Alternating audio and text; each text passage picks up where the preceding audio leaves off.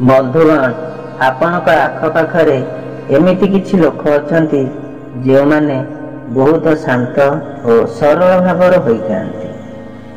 सेमाने केबे काहारी अनिष्ट चिंता करती नहीं। सेमाने सर्वदा निज कार्य व्यस्त रही थांती। किंतु एभली लोकमानक जीवन रे काहेकि बेले बेले दुख कष्ट आसी जाए।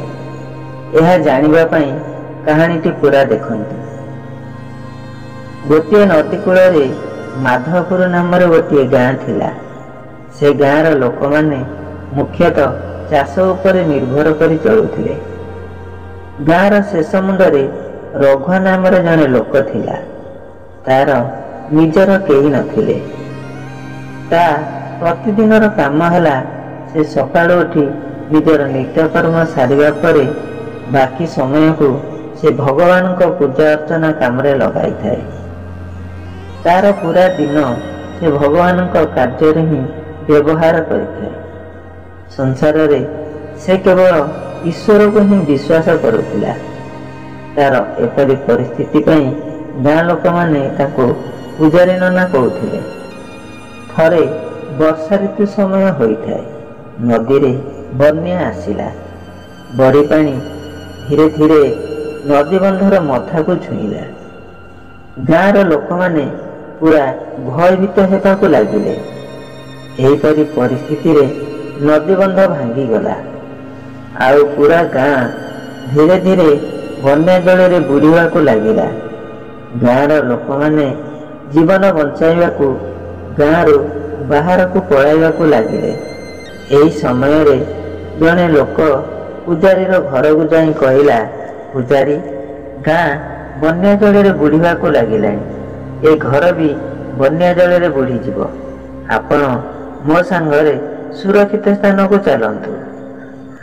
पूजारी कहिला, मु तुम परि नास्तिक नुहे। मोर ईश्वर उपरे पूरा विश्वास अछि।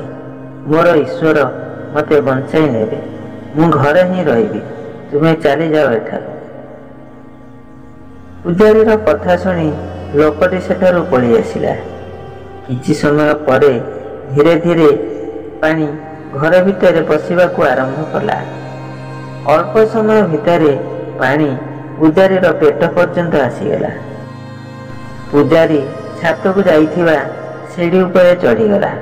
एही समय रे जने नाउरिया आसिला। से पूजारी को कहिला, पूजारी मु आपन को नेबाकू आसीची। शीघ्र मो ना भीतर को पळी आसंतु। मु आपन को सुरक्षित स्थान को नहीं जीवी। से नाउरिया को मध्य मना करिदेला। नाउरियाटी निराश होई सेठारु चलीगला। धीरे धीरे पानी छात को लागिला। या परे पूजारी छात उपर को चढ़ीगला। से समय रे सेठा गोटे हेलिकॉप्टर आसिला। पूजारी को बंचाइबा को तल को रस्सी फिंगिला। पूजारी को कहिला, तुमे रस्सी को मजबूत करी धर। मु तुमको हेलिकॉप्टर भीतर को नहीं आसीबी। पूजारी तांको मध्य मना करिदेला। हेलिकॉप्टर निराश होई सेठारु चलीगला। धीरे धीरे छात उपरे पानी बढ़िबा को लागिला। पूजारी भगवान को प्रार्थना करबा को लागिला, हे भगवान, मु मोर पूरा समय आपन को सेवारे लगाई देछि। मते रक्षा कर प्रभु, मते रक्षा कर। या परे धीरे धीरे छात पानी रे बुड़ी गला। आउ पूजारीटीर जीवन चलीगला। पूजारीर आत्मा जाई ईश्वर पाखरे पहुंचला। आत्माटी क्रोधित होई भगवान को कहिला, हे भगवान, मु मोर पूरा जीवन को आपन को पूजारे लगाई देली। पूरा दुनिया रे मु केवल आपन को विश्वास करुथिली। मो जीवनर सबुठु बड़ विपद समय रे मु आपन को ही डाकिली। आपण काहेकि मते बंचाइया को गले नाही। पूजारीर कथा सुनी भगवान हसी देले। कहले, अरे मूर्ख, मु ही तते 3 थर बंचाइया को तो पाख को जाइथिली।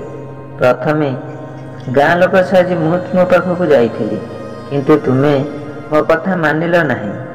द्वितीय थर नाउरिया साजी मु तुम पाख को जाइथिली, किंतु तुमे ମୋ ସାଥିରେ ଆସିବାକୁ ରାଜି ହେଲ ନାହିଁ।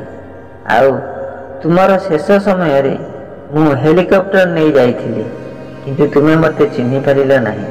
ଏମିତି 3 ଥର 3 ରୂପରେ ମୁଁ ତୁମକୁ ବଞ୍ଚାଇବାକୁ ଯାଇଥିଲି, କିନ୍ତୁ ନା ତୁମେ ମୋତେ ଚିହ୍ନି ପାରିଲ, ନା ସେଠାରୁ ପଳେଇ ଆସିବାକୁ ମୋ ସାଥିରେ ରାଜି ହେଲ। ତୁମେ ଯାହା ମାଗୁଛ ମୁଁ ତୁମକୁ ଦେଉଛି।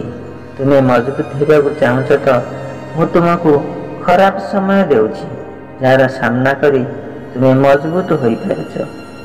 ତୁମେ ଜ୍ଞାନୀ ହେବାକୁ ଚାହୁଁଛ ତ ମୁଁ ତୁମକୁ ବହୁତ ଗୁଡ଼ିଏ ସମସ୍ୟା ଦେଉଛି, ଯେଉଁ ସମସ୍ୟା ଗୁଡ଼ିକୁ ଫେସ୍ କରି ତୁମେ ଜ୍ଞାନୀ ଏବଂ ଅନୁଭବୀ ହୋଇପାରୁଛ।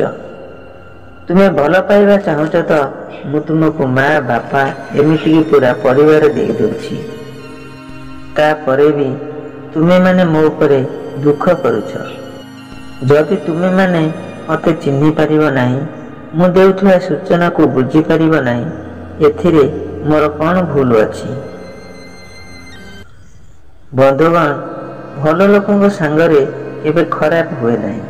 ସେମାନେ ଭଗବାନଙ୍କର ସୂଚନାକୁ ଜାଣିପାରନ୍ତି ନାହିଁ କିମ୍ବା ତାର ଭୁଲ ଅର୍ଥ ବାହାର କରିଦିଅନ୍ତି। ଆପଣ ଈଶ୍ୱରଙ୍କ ଉପରେ ବିଶ୍ୱାସ ରଖନ୍ତି। କ'ଣ ଆପଣ ଈଶ୍ୱରକୁ ଜାଣନ୍ତି? କ'ଣ ଆପଣ ଈଶ୍ୱରଙ୍କ ସୂଚନାକୁ ବୁଝିପାରନ୍ତି? ଆମେ ଯାହା ଚାହାନ୍ତି ଈଶ୍ୱର ଆମକୁ ଦେଇନଥାନ୍ତି। ଈଶ୍ୱର ତାହା ହିଁ ଦେଇଥାନ୍ତି ଯାହାର ଆବଶ୍ୟକତା ଆମ ଜୀବନରେ ରହିଥାଏ। ଦର୍ଶକ ବନ୍ଧୁ, ଦୟାକରି ଚ୍ୟାନେଲକୁ ଲାଇକ୍, ସେୟାର ଏବଂ ସବସ୍କ୍ରାଇବ୍ କରନ୍ତୁ। ଆପଣଙ୍କର ଗୋଟିଏ ଲାଇକ୍ ଆମକୁ ଏପରି ଭିଡ଼ିଓ ବନେଇବା ପାଇଁ ମୋଟିଭେଟ୍ କରିଥାଏ। ରହିଲି, ନମସ୍କାର।